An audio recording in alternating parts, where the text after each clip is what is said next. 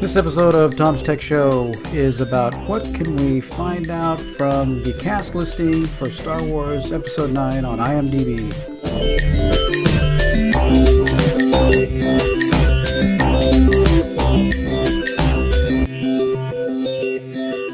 Hi, there's Tom's Tech Show. I was trying to figure out what is going on with Episode 9. Not that I'm really that interested in Episode 9, but I was thinking to maybe, is there any interest in the cast that's being put out now on IMDb? I know there's many rumors of different people being in there, but I'm just going to kind of go with the current cast, right? So here on IMDb, we can go down and we can see, we can start at the bottom. Okay, so we've got the two guys that control BB-8. I mean, so BB-8's definitely going to be in this. Probably be one of the other droids. I mean, they can't miss the marketing, right, of BB-8. So let's see. Then there's this Naomi Ackie. I don't know that she hasn't done many other things. So I don't know if she's going to have a small part or a big part. I didn't really see many other things that she's done, so don't know, and no one's going to tell us what character names some of these new people are. But yeah, so Jimmy V, so we got R2D2, of course, of Anthony Daniels as C-3PO. They're probably the only. I wish they would give the droids a bigger part. Kind of the original theme, I think, of the 4, 5, and 6 episodes were kind of like, these are really the adventures of the droids, and the Skywalkers were just along for the ride. So maybe we need to kind of get back to that. That would be kind of good. Then we have, Billy D. Williams as Lando Calrissian. This starts to be in the realm of, are we throwing everything in here that we can just to try and get people to go, right? And then there's the question of, is Billy D. Williams, Lando Calrissian going to be the solo movie version of Lando? Is he going to have been this crazy, I'm in love with robots person, back to a fairly normal person in, Return of the Jedi and Empire Strikes Back? And then is he going to completely flip again and go back somewhere else? We're in this weird gender fluid society, so who knows what they're going to do with that. Doesn't really make me want to go see it at all. Don't really, you can throw as many things as you want in there, but no, I don't need it that much. I want an interesting story. I want them to not have done, I want them to somehow remove, Last Jedi, right? That would be better. To make that a dream and then everybody wakes up, right? That would be good. Then John Boyega as Finn again, coming back. Yeah, I'm hoping that they don't do the disservice and disgrace that they did to him in The Last Jedi. I think JJ would pay more respect to the actors and the characters than was done in The Last Jedi. So hopefully that'll continue, with the J.J. Abrams style storytelling rather than, the other storytelling. I don't know Greg Grunberg. I don't know what he's been in. So let's see, Greg Grunberg. Yes, I've seen him before. So I don't know if he's been in. He was in Star Wars. So he was in The Force Awakens. So he's played some other parts. So he's probably just returning his role that he's already played. Okay.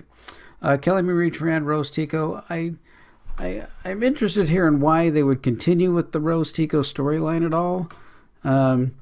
There was I saw in Walmart, they were selling the figures for 3 cents, and there were a ton of them there. They couldn't get rid of them. I think somebody did a video about that, and I saw some for $1 at a Walmart that was near me. Just not a fan character. Kelly Marie Tran and all the interviews and everything, she just seems like a wonderful, fun person. and all that. But I think the character portrayal that was directed for, given the direction given to her was just horrible. So we'll see how that works out. Dominic Monaghan, he is a holdover from Lost, so he has a former relationship with J.J. Abrams. Who knows what character he's going to play, but J.J. often brings along people, little nepotism. Let's bring along anybody who wants to be in any of my movies, kind of thing. And of course we have Chewbacca, which I don't know if we don't know if this is the still porg eating Chewbacca, or if we have more, since this is going to be after, further down, whether he's, maybe he'll be vegetarian this time. Who knows? Of course, you have to have Billie Lourd in the movie, Carrie Fisher's daughter. And then Carrie Fisher, they're saying archive footage, and I've heard some, we've all heard the rumors of maybe digitally recreating her. I don't know. I think they should just leave her out.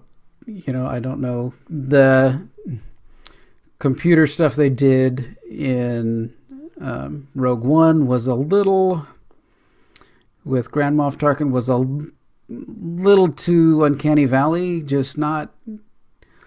It was really hard to watch at times. So hopefully they're not doing any of that. They're just using some footage and some audio track and audio looping that she did from that. And then, of course, the big one here is Luke Skywalker, Mark Hamill. After the disgrace of Rian Johnson's Last Jedi, he could only probably, typically come back as a Force ghost. And this is where it really gets frustrating. These two characters here, Luke and Leia, is where it all really, even back to The Force Awakens, right? Why couldn't you have had what the fans really, really want? I mean, if you're going to give fans anything that they want, anything, they're going to want Luke standing next to Leia, standing next to Han Solo, standing next to Chewbacca, standing next to R2-D2 and C-3PO. That group right there, you want them to be standing there together in at least one scene, so that all of them are together, all of them can say, have them be enough of a part so that you can have them all together kind of say a goodbye to it, and then continue on with the other characters. But that didn't happen. I don't know if that's what J.J. Abrams was kind of thinking of. And then, of course, Rian Johnson basically destroyed the fandom and destroyed Star Wars single-handedly, and just ruined basically every character that everybody loved, and called it artistic. It's my opinion. Well, your opinion is not what most people like. So, and that's my opinion. So, and seeing how well Solo did and the interest for the next movies, I think that's that's kind of where it's headed. Okay, next up on our list is Maz Kanata, Lupita Nyong'o. Okay, have her in there. We're still throwing everything we can into the bunch, from everything. Kerry Russell says she looks like she's been seen in pictures with a black hood on or something. Maybe one of the Knights of Ren, supposedly. I don't know.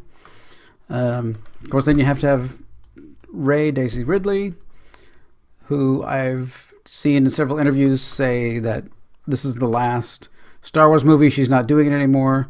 And when an actor comes out and just says, I'm done with this after this movie, it's kind of maybe an attitude. Maybe, the attitude and things that were going on Rian Johnson's set just were not collaborative and, very giving and appreciative of the actors. Maybe that's, really turned her off.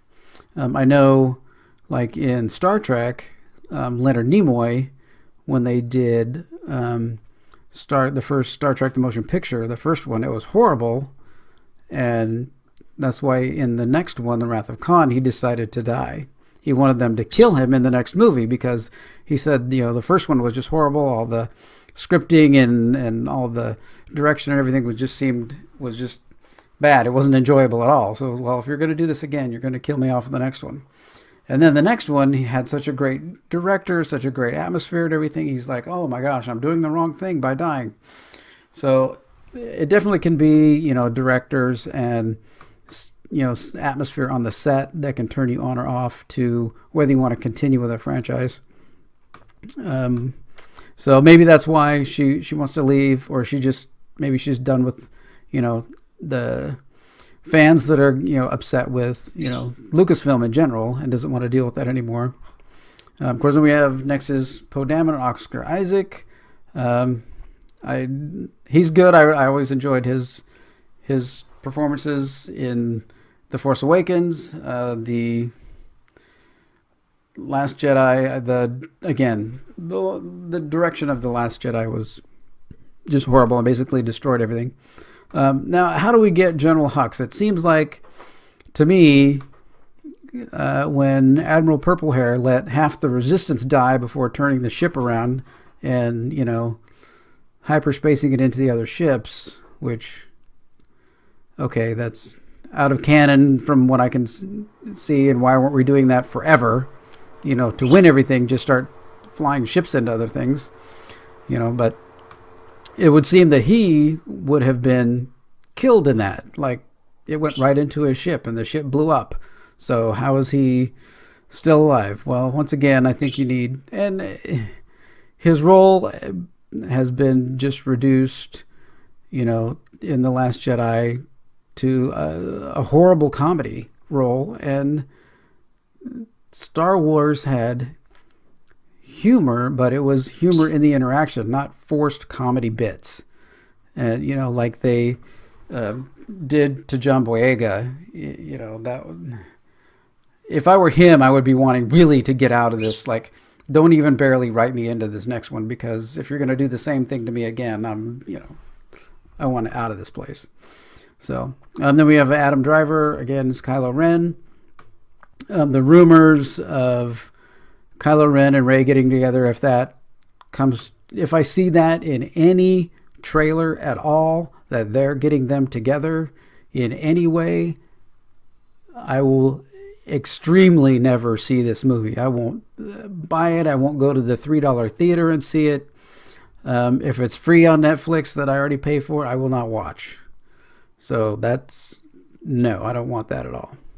So Richard Grant, I don't know if Richard Grant, on the top of this list here, I don't know if maybe he's replacing kind of a Snoke role, kind of now that we've gotten rid of Snoke horribly, that Adam Driver, that the Kylo Ren character maybe would need still someone over him, one of the admirals or something in that. I don't know.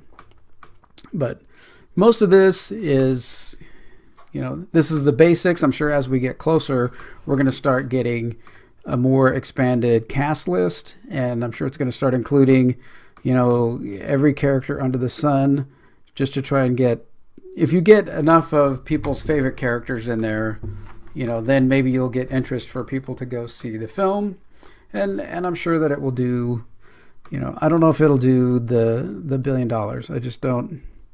I don't see my interest. I don't see people around me's interest seeing that. And the big fight, I think, with Disney and Lucasfilm is, as this gets closer, they're going to have to do double and triple the advertising work to get people to go see it. Because they're going to have to tell people that we're going to make everything that you saw in Rian Johnson's Last Jedi, we're going to make all that go away. But with Kathleen Kennedy at the helm and her group and everything, I don't see that. I think it's going to be more of the same, maybe even more extreme than what The Last Jedi was and all that. I just don't. I think it can still make, $750 million, but I would call it, at that point, I would just still call it dead. I just still wouldn't want to see anything anymore. I'll go back to the old despecialized editions of Star Wars and watch those over and over and over again, instead of anything new. Just not not piquing my interest. You know, I want to have something that's like, wow, I really want to go see that. But bringing, you know, Luke back as a Force ghost because some idiot killed him off in a movie, you know, no, I don't care. You know, if you're going to start throwing all these characters in, I just don't care about it anymore. So, okay, well, that's the cast list of Star Wars Episode 9, and we'll see how it goes. If it gets, you know, closer, there's supposed to be a trailer out soon, so we'll see how that goes. I'll look at the trailer, kind of go over it, see, make my comments and stuff on it, and see where we go from there. All right. Well, I'm Tom. This is Tom's Tech Show, and I do videos about movies like this, and I do technology videos, and I do photography videos. So if you like any of that stuff, go ahead and subscribe, and punch a like on this video just to help the channel out, and thanks for watching.